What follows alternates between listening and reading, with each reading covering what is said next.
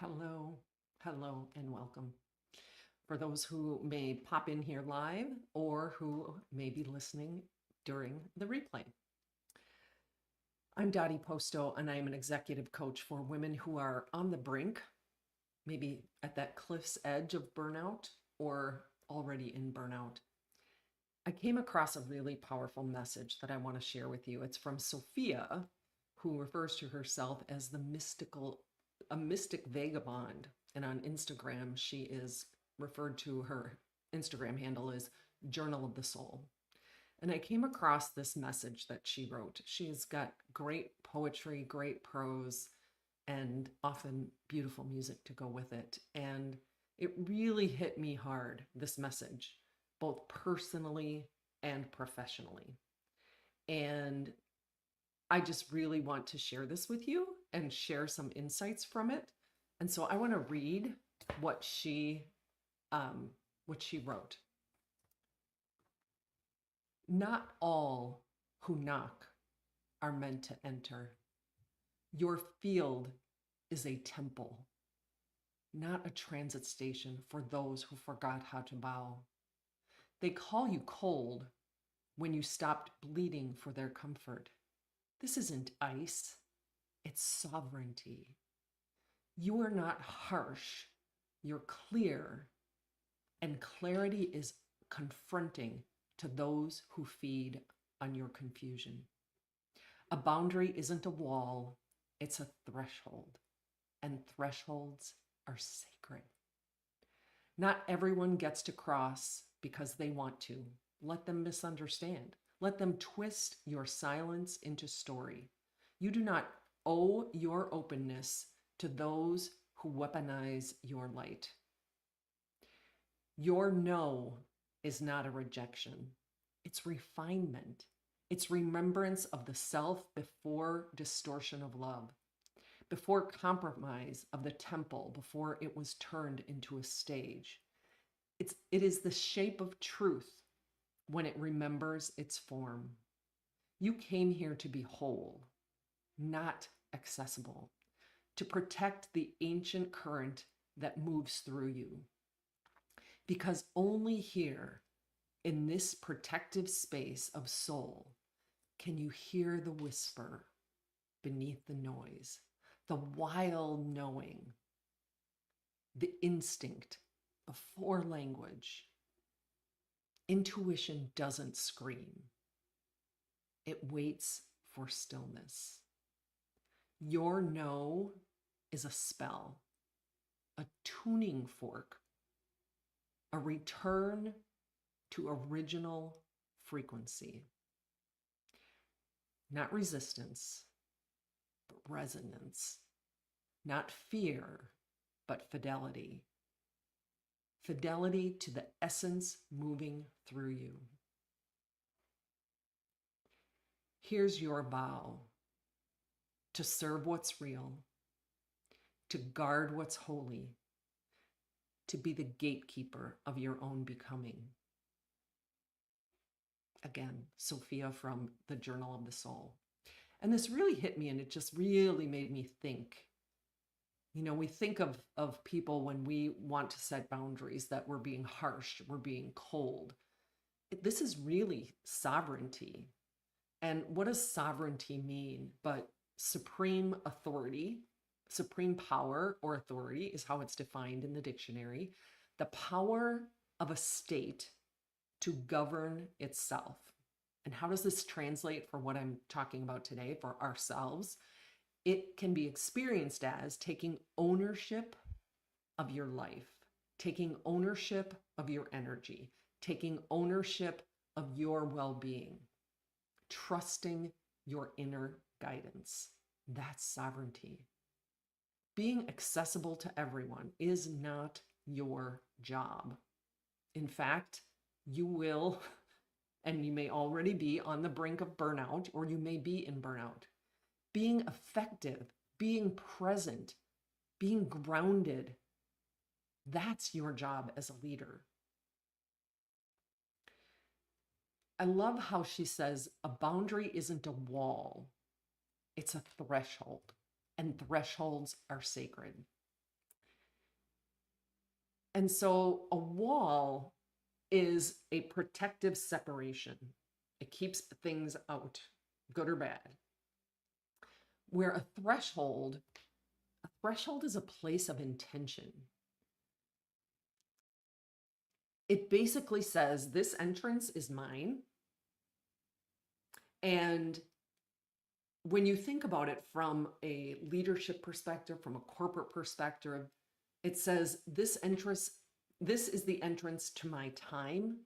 This is the entrance to my energy. This is the entrance to my values. And not everyone gets a key to come and go as they please. Your energy, your emotional bandwidth, your body, your well-being, your time are sacred. And not everyone gets to walk in with muddy shoes and just whip them around and throw stuff all over the place. We can have either defensive boundaries or self-honoring boundaries. So defensive boundaries come from fear. They come from burnout. They might sound like, I'm done, don't talk to me, I can't handle this anymore. I said that at the end of the day today. I'm out, I'm done, I can't handle this anymore. I had a pretty stressful afternoon. And they're often built on reaction from being pushed too far for too long. Whereas self-honoring boundaries come from dignity. They come from clarity. They come from self-respect. And they might sound like, I value this relationship and I need to protect my peace in order to be present here.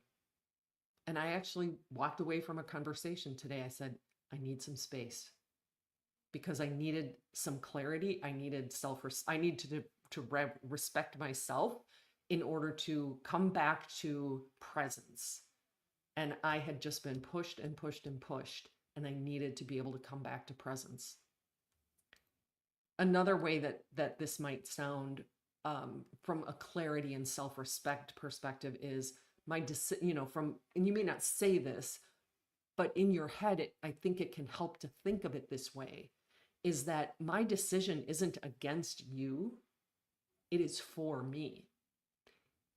And boundaries come from a place of stillness, from a place of groundedness, not from being shut down, not from like, I have had so much, I'm just completely shut down, stay out.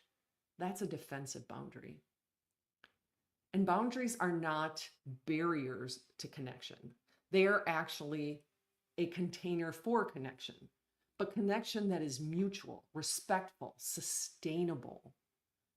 I had a client who has someone in their family who does not respect her home boundaries. They come and go as they please. It's her child's grandmother, and it has taken her a long time to be able to set up boundaries so that she can have sovereignty in her home and not be constantly bombarded with the muddy shoes of someone coming in and just taking over the energy of the room, the energy of the household, the command of the household. She had to set up some boundaries to be able to do that. That happens in our workplace as well. I'll give you some examples in a minute. And to quote Sophia as well, when we think about clarity versus aggression, to quote her, she says, "You are not harsh, you are clear. And clarity is confronting to people who have benefited from your confusion." Now, you may not think you've been confused because we've been socialized to prioritize being liked over being clear. We've prioritized taking care of everyone else over taking care of ourselves. We've prioritized being the hero and making everyone see how impactful, important, how powerful we are. And we do that at the expense of our own well-being. When you start setting boundaries, you might be labeled cold, rude, difficult, not being a team player. But leadership requires clarity. It is one of the highest expressions of your integrity. And you cannot have clarity when you are running from meeting to meeting to meeting to meeting to meeting with no breaks, with barely time to eat, shoving food down during or in between, for 5 minutes in between meetings. Clarity isn't cruelty, it's kindness, it's self-honoring. And the other thing that boundaries can do for you, without boundaries, your energy leaks, your time leaks, your self-respect leaks. Every yes that violates your limits, that violates your own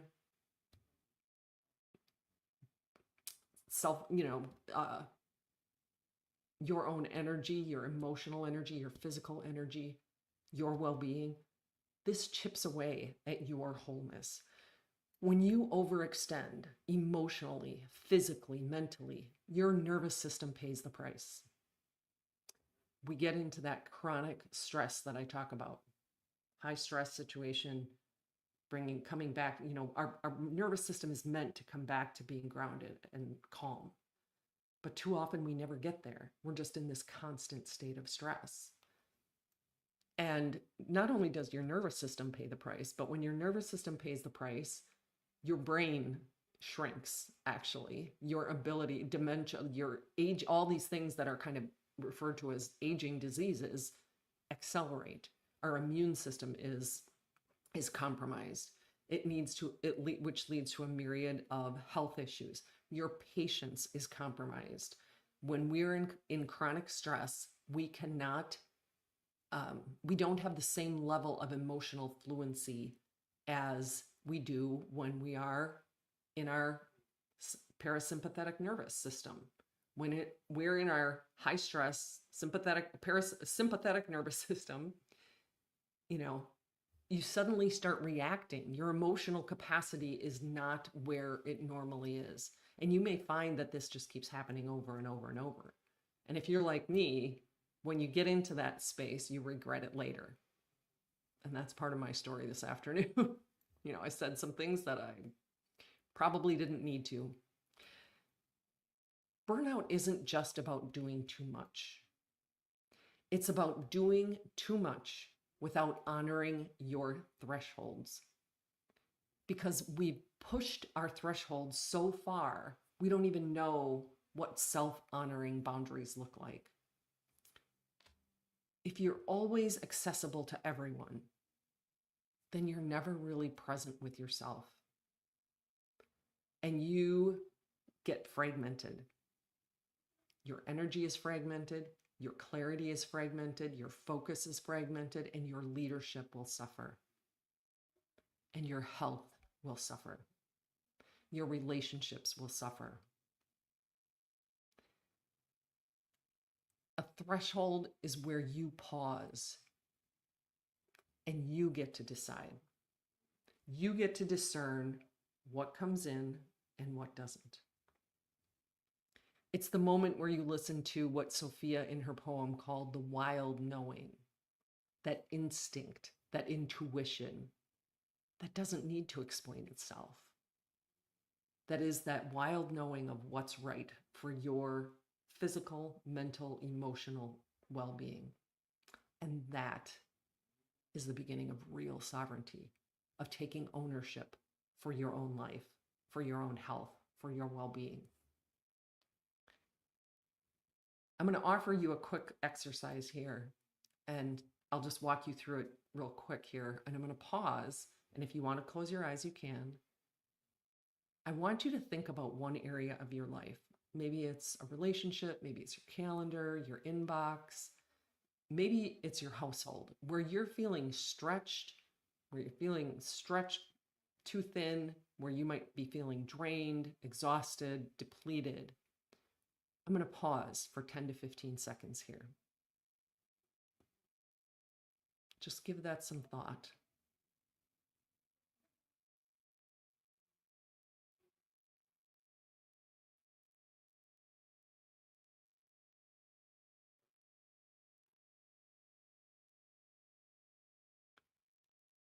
And gently ask yourself, what boundary wants to exist here?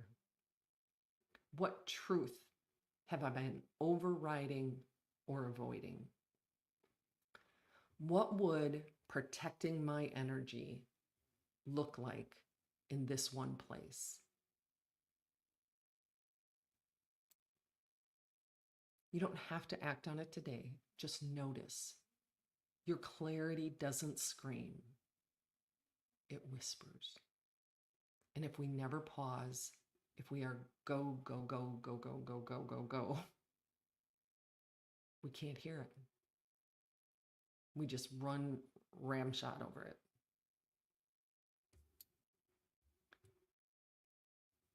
And then I want you to think, if your boundary could speak, what would it say?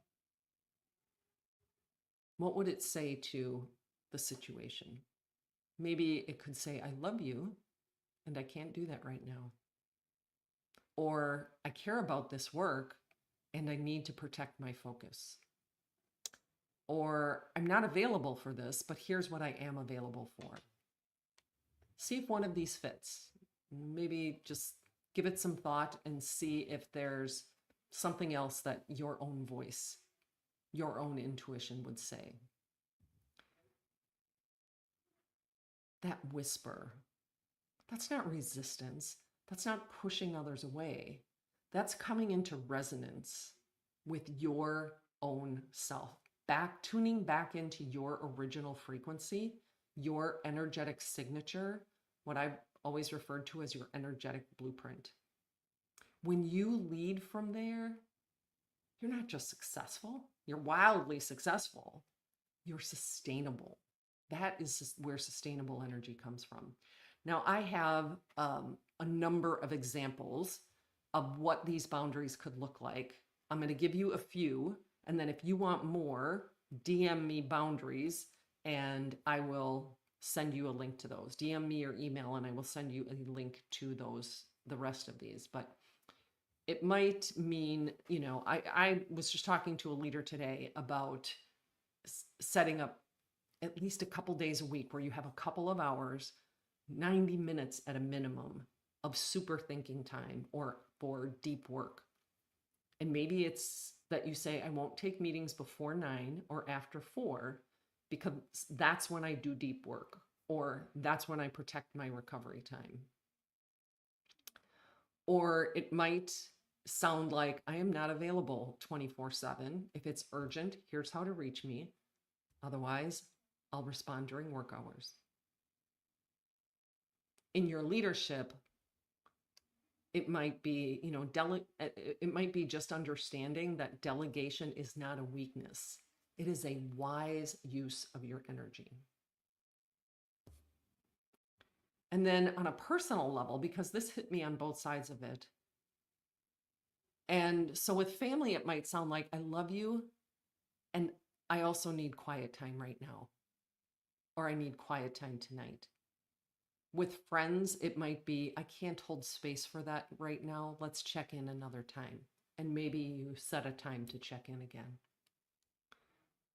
And setting boundaries with yourself is one of the most important set of boundaries that you really need to set. And that might be reminding yourself, my body says rest. And that's not laziness, it's wisdom. So if you'd like a few more of those examples, both at work and personally, let me know and I'll provide those to you. I love how Sophia also said, your no is a spell, a tuning fork, a return to your original frequency, your original energetic signature, your original energetic blueprint. Saying no isn't resistance.